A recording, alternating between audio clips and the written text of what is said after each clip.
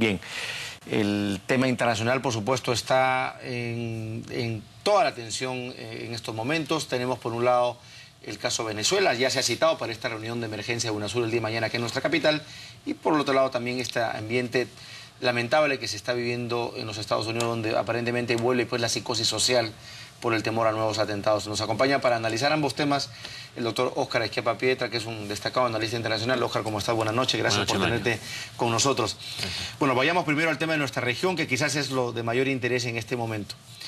Ya se ha armado todo este debate sobre si el presidente Ollanta debe viajar o no a Caracas, a los actos de la asunción de mando de Nicolás Maduro. Quizás ya se salvó el hecho de que no se ha reconocido el resultado. Aparentemente ahí el gobierno ha dicho sí, que a través de algunas comunicaciones que se admite la formalidad del resultado, pero claro, se dice también que una cosa es admitir la formalidad del resultado y otra la legitimidad. Bajo ese concepto, o bajo ese contexto, mejor dicho, esta sí se debe permitir o no o autorizar en este caso por parte del Congreso de la República que el presidente Ollanta viaje o no a Caracas. ¿Qué dirías tú? Bueno, yo creo que la responsabilidad sobre la gestión de la política exterior peruana recae en el presidente de la República con el apoyo del canciller y de la Cancillería. Creo que de ninguna manera debe convertirse en un tema político interno o una oportunidad para que desde el Congreso se trate de algún modo molestar al Ejecutivo, por así decirlo. Creo que la actitud que el gobierno peruano debe tomar debe estar encuadrada con la actitud que a nivel hemisférico se adopte, y en ese sentido las discusiones en el marco de UNASUR, pero sobre todo también en el marco de la OEA, van a ser sumamente importantes. Bueno, la OEA lo que ha planteado es simplemente respaldar este pedido del reconteo de los votos. No ha hablado de fraude, no ha hablado de ilegalidad, pero ha pedido que se reconteen los votos. Bajo ese contexto, ¿cuál debería ser, bajo tu criterio, la mejor decisión que tome la Cancillería peruana? Bueno, nosotros tenemos que ver los intereses permanentes de nuestra relación con Venezuela y con los otros países del hemisferio, y no dejarnos llevar por situaciones episódicas. El desarrollo y los resultados del proceso electoral de Venezuela corresponden ser decididos a los propios venezolanos, y la comunidad internacional debe apoyar salidas democráticas, y ciertamente el reconteo de votos, la auditoría, constituiría una medida favorable para cerrar cualquier brecha de legitimidad que este proceso pudiera tener, pero además también para contribuir a la viabilidad política del nuevo gobierno en Venezuela. Y esta es una dimensión que es sumamente importante, porque detrás de un cálculo político inmediatista del oficialismo, del presidente Nicolás Maduro, de cerrarse frente al reclamo de la oposición, en el fondo se pueden estar generando condiciones que hagan inviable la gestión política democrática dentro del país. ¿Tú dirías que es un escenario de precariedad democrática en cuanto a la viabilidad del gobierno, tomando en cuenta esta crispación que se vive? Yo creo que sí, no necesariamente desde el punto de vista estrictamente jurídico. Ha habido un proceso electoral, ha habido irregularidades aisladas, pero nadie, ni siquiera Enrique Capriles, ha mencionado la palabra fraude. Fraude, en efecto, ¿no? Entonces, un recuento ayudaría a clarificar la situación, probablemente acortaría un poco más la brecha entre Capriles y Maduro, pero probablemente no variaría el resultado final de una elección de Maduro. Cosa que además no debe sorprender, porque obviamente ha contado con todo el aparato oficial, con los recursos públicos, con una enorme ventaja. Puede sí decirse que no ha sido una competencia electoral absolutamente equitativa, digamos, ¿no?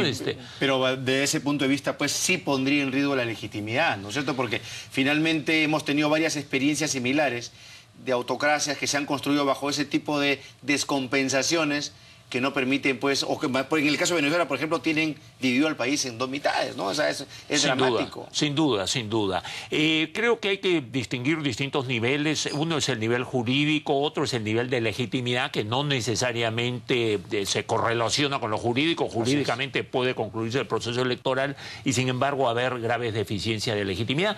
Y una tercera dimensión es la dimensión política, porque se puede tener un gobierno que haya cumplido forzosamente o forzadamente con los estándares de legitimidad y de legalidad y que sin embargo sea políticamente inviable. Ahora, en la reunión de mañana, todo indicaría, en la reunión de UNASUR me refiero, todo indicaría que ha sido convocada, diríamos, para tratar de cerrar el capítulo de las elecciones del domingo pasado, darle, por lo que se nota, una suerte de aire ya de legitimidad con el reconocimiento de los países de la región, o por lo menos de UNASUR, y por otro lado, a empujar decisiones, o por lo menos dudas como las que puede tener el presidente Humala, de viajar o no el día que se celebre estos actos, digamos, de asunción de mando.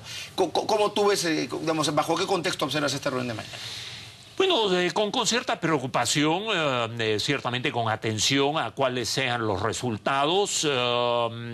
Hay una situación de hecho, las cifras electorales indican que ha ganado Nicolás Maduro, pero a la vez hay observaciones respecto a irregularidades específicas que han ocurrido. En términos de la viabilidad política sería deseable un recuento y una auditoría para justamente cerrar sin ningún cuestionamiento de legitimidad esta etapa y colocar al gobierno con la solidez necesaria a asumir sus funciones.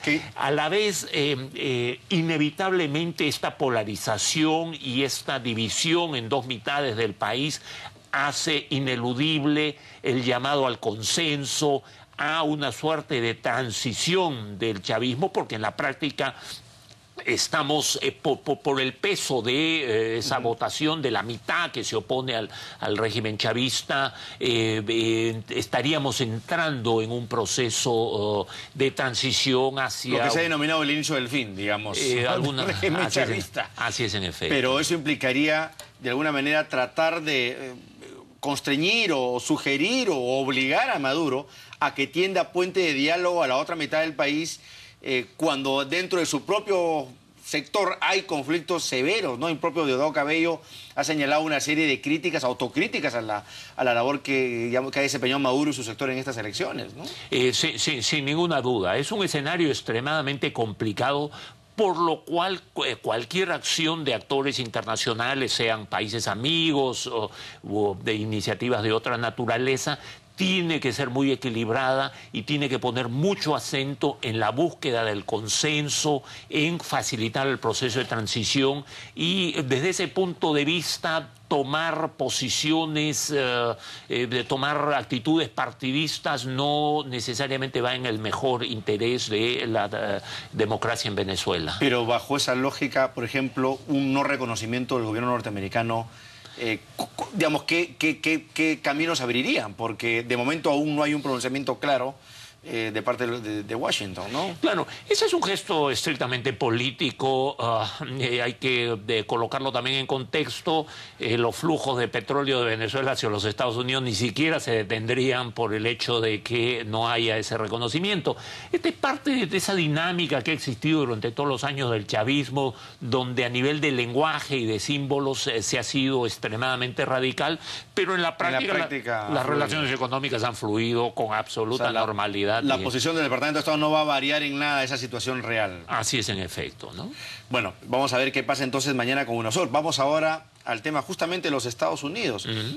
Bueno, hemos tenido esta secuencia de atentados preocupantes, pero claro, lo que se vuelve a ver nuevamente y se vuelve a instalar en la opinión pública norteamericana, a nivel de la clase política, es esta preocupación por el tema de la inseguridad. ¿Cómo observas tú este proceso, Oscar? O sea, para empezar, tiene características diferentes, por supuesto, marcadas diferencias con lo que fue el 11 de septiembre. No ha habido el grado de víctimas, ni el impacto inmenso que tuvo, pero sí, nuevamente, para una sociedad que vive constantemente asustada por ese riesgo, pues cosas como estas vuelven a levantar ese fantasma, que no es tan fantasma, de hecho se pasa, es un riesgo.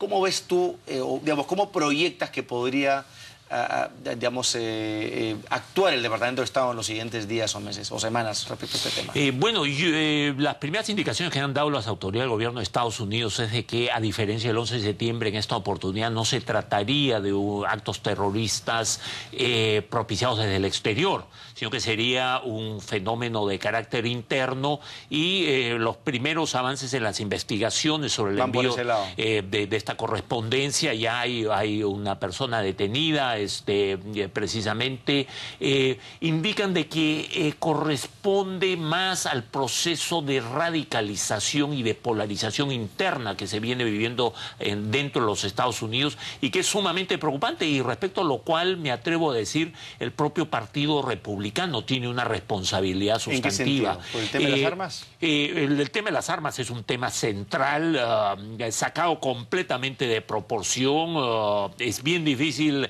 comprender cómo una sociedad que tiene aspectos tan avanzados, instituciones tan democráticas, a la vez tiene una obsesión neurótica con la posesión de armas, y no hablamos simplemente de pistolas, sino armas de guerra. De alto calibre, por Así supuesto. es.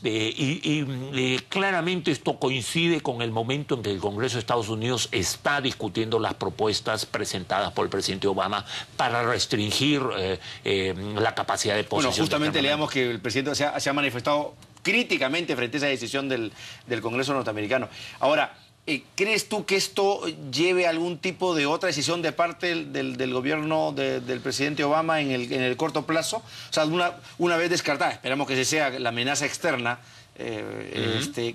¿qué ocurriría a nivel de órgano legislativo y a nivel de Departamento de Estado? ¿Qué creías tú que se va a proyectar en las siguientes semanas respecto a ese tema? Bueno, obviamente las agencias de inteligencia y de seguridad empiezan a prestar todavía más atención de la que ya han estado brindando al tema de los grupos radicales internos dentro de Estados Unidos, ¿no? Estos grupos que, por ejemplo, viven soñando con la amenaza del gobierno federal, de los grupos que viven predicando el odio contra Washington y contra el establishment político del gobierno federal, y ciertamente contra el propio presidente Obama. Y esto es algo en lo cual, insisto, gente que está un poco más en lo que en inglés se llama el mainstream,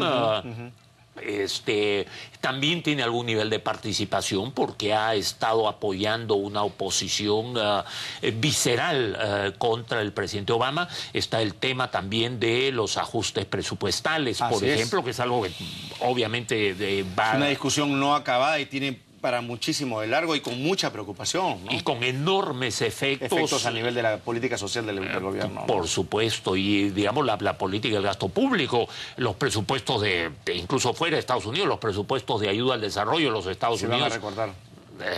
Radicalmente. Radicalmente, ¿no? Así es, en efecto. Oscar, te agradezco muchísimo por estar con nosotros, siempre tus apreciaciones tan interesantes. Bueno, ojalá, vamos a ver qué pasa en la reunión de mañana acá en Lima, y por supuesto, ojalá que la sociedad norteamericana encuentre por lo menos algún momento de claridad y paz para luchar contra esta lacra que es el terrorismo interno, y que ahora ya se presenta como una amenaza adicional a la que ya tienen a nivel del mundo del exterior. Muchas gracias, Oscar. Muchas gracias. Gracias por estar con nosotros. Nos vamos.